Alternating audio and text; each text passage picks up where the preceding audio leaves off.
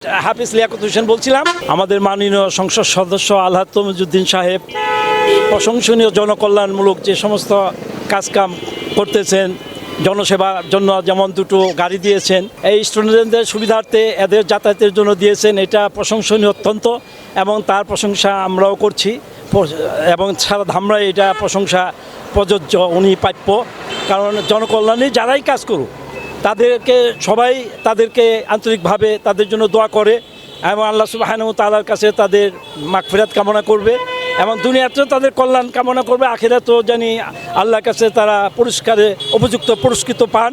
এই জন্য সবাই মিলে দোয়া করবে, সর্বস্তরের জনগণ দোয়া করবে। জনকল্যাণের কাজ, এটা দলীয় স্বার্থে কোনো কাজ করলে হবে না, এটা ব্যক্তি দল বল নির্বিশেষে, জাতি ধর্ম বর্ণ নির্বিশেষে কোনো বৈষম্যমূলক কোনো কাজ করবে না। এগুলো দেখবে লোকে মানবতার কল্যাণের দিকে তাকে কাজ করবে, যার কারণে সব ধর্মের মানুষই তাকে পছন্দ করবে, তার জন্য দোয়া করবে, তার সুস্বাস্থ্য কামনা করবে এবং তার দীর্ঘ আয়ু কামনা করবে এবং আল্লাহ সুবহানাহু ওয়া তাআলার কাছেও তার জন্য মাগফিরাতে দোয়া করবে।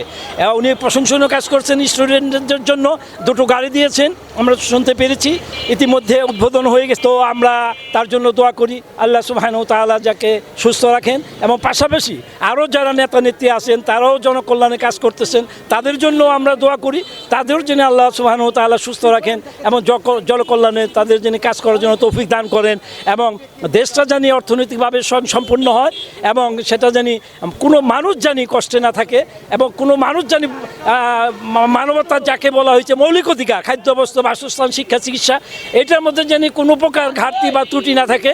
এই জিনিসটা জানি প্রত্যেকটা ধামরাই যারা দায়িত্বে আছেন নেতা নেত্রী সবাই জানি দলবল নির্বিশেষে সবার জানি তারা এই কাজগুলো করে যান, আর এইটা করতে পারলেই তারা সবার কাছেই দোয়া পাবেন।